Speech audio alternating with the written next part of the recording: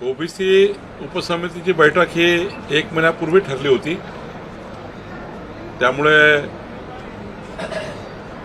ही regular बैठक झाली। या बैठकीमध्ये ओबीसी वसतिगृह आणि ज्या काही ओबीसी समाजाकरता निर्णय राज्य सरकारने घेतल्या त्या निर्णयाची अंमलबजावणी आणि काही सेक्टरमध्ये जो बॅकलॉग आहे, काही फायनान्शियल बॅकलॉग आहे, काही प्रशासकीय बॅकलॉग आहेत, हे पूर्ण करण्याच्या सूचना आपण दिलेल्या आहेत। या बैठकीमध्ये 7-8 अत्यंत महत्त्वाच्या विषयावर चर्चा झाली आहे। मला असं वाटतं की ह्या संपूर्ण आजच्या कॅबिनेट सब कमिटीच्या बैठकीतून काही शिफारसी कॅबिनेट सब कमिटीने केल्या आहे। त्या सब कमिटीच्या शिफारसी माननीय मुख्यमंत्री महोदयांना आम्ही सादर करणार आहोत। ज्या पद्धतीने ज्या नोंदी सापडलेल्या आहेत त्यानुसार सरसकट ओबीसी प्रमाणपत्र जे आहे ते कोणतेही प्रमाणपत्र जे आहे ते द्यावं अशी मागणी मनोज जरांगे पाटील करतायत। आणि जे आंदोलन थांबवण्यात आलं होतं आणि त्यानंतर सरकारने जे आश्वासन दिलं होतं ते आश्वासन कुठेतरी पाळलं गेले नाही आणि त्यामुळे ते पुन्हा उपोषण करतात। नाही, मला असं वाटतं की जातीचे प्रमाणपत्र देण्याबद्दलचा स्पष्ट आदेश देण्यात आले होते जे लीगल आहेत, जे कायदेशीर आहेत, आणि त्यामुळे कायदेशीर लीगल असलेल्या आणि शासन निर्णयाप्रमाणे ज्यांना देय आहे त्यांना संपूर्ण लोकांना, संपूर्ण परिवारांना प्रमाणपत्र देण्यात आलं आहे किंवा देण्याची प्रक्रिया सुरू आहे। पण नियमबाह्य मात्र व्यक्तींना किंवा नागरिकांना ओबीसीचे खोटे प्रमाणपत्र मिळणार नाही याची दखल सरकारने घेतली आहे। आता लक्ष्मण हाकेजीने 4-5 उदाहरणं दिले आहेत ज्यामध्ये खोटे दाखले दिले असेही काही उल्लेख आला आहे। साताऱ्याचा एक उल्लेख आला आहे, एक पुरंदरमधला उल्लेख आला आहे, तर असे उल्लेखही आले आहेत। त्यामुळं एकंदरीत शासनाची हीच भूमिका आहे की ओबीसी मराठा या दोन्ही समाजावर अन्याय होऊ नये। ओबीसीच्या ताटातलं मराठा समाजाला, मराठाचं ओबीसीला असं होऊ नये।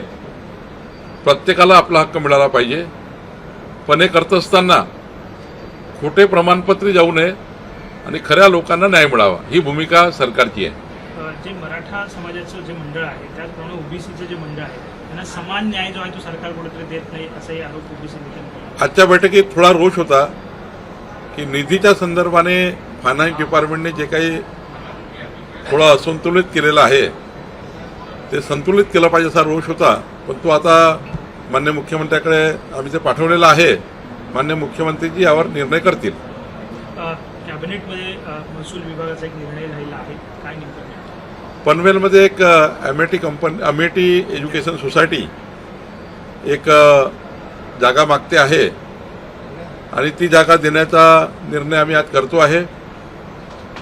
एक मोठी 6,000-7,000 विद्यार्थ्यांची एक चांगली युनिव्हर्सिटी त्या ठिकाणी आहे, विद्यालय, महाविद्यालय आहे, त्यांना ग्राउंड करता जागा पाहिजे आहे। तर महसूल विभागाची एक जागा त्या ठिकाणी आहे।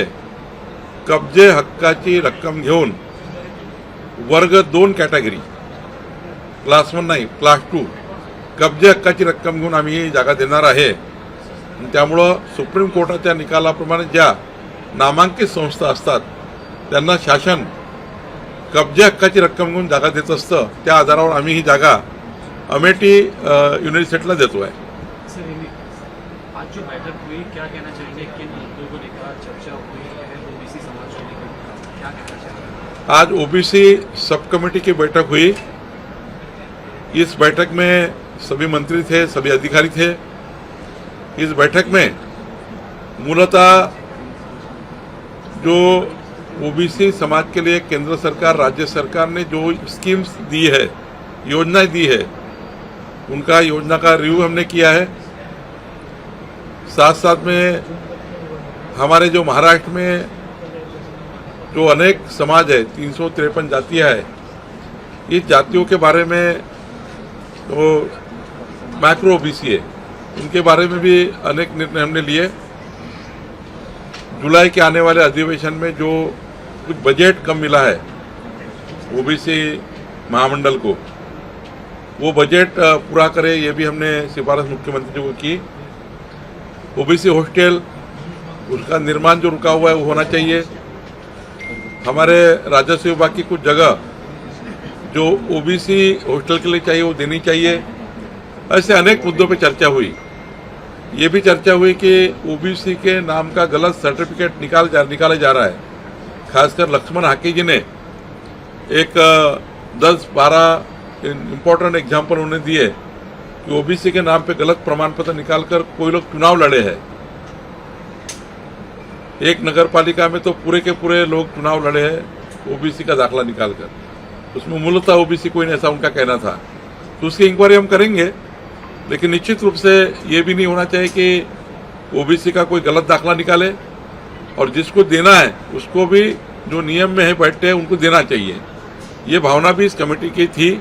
निश्चित रूप से उसके भी हम काम करने वाले हैं। विधान परिषदेच्या निवडणुका जाहीर झाल्या, आचारसंहिता लागली, पण दुसरीकडे शेतकऱ्यांना कर्जमाफी संदर्भातल्या निर्णयामध्ये कुठेतरी अडचण येऊ शकतो, कारण की 25 जूनपर्यंत आचारसंहिता असणार आहे। अशा 30 जूनपर्यंत कर्जमाफीच्या संदर्भातली मला नाही वाटत ती कर्जमाफीचा संबंध काही आचारसंहितेची आहे।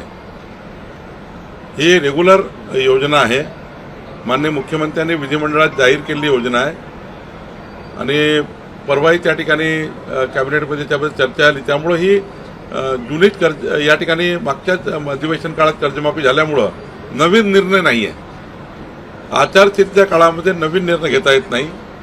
आपण त्यामध्ये एवढंच सांगितलं आहे की प्रवीण परदेशी समितीने जो काही रिपोर्ट तयार केला आहे त्या रिपोर्टच्या माध्यमातून शेतकऱ्यांना कर्जमाफी होणे आणि दुसरं पुन्हा शेतकरी कर्जबाजारी होणार नाही याच्याकरता काही शिफारसी ज्या या ठिकाणी करण्यात आल्या आहे त्यावरही चर्चा करणे।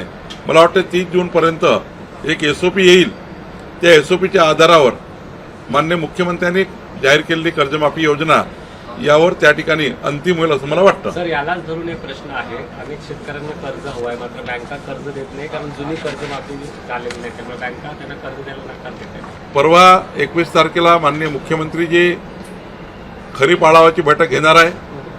त्यामुळे सारे बँकर्स राहतात, सारे त्याचे नोडल एजन्सी राहतात।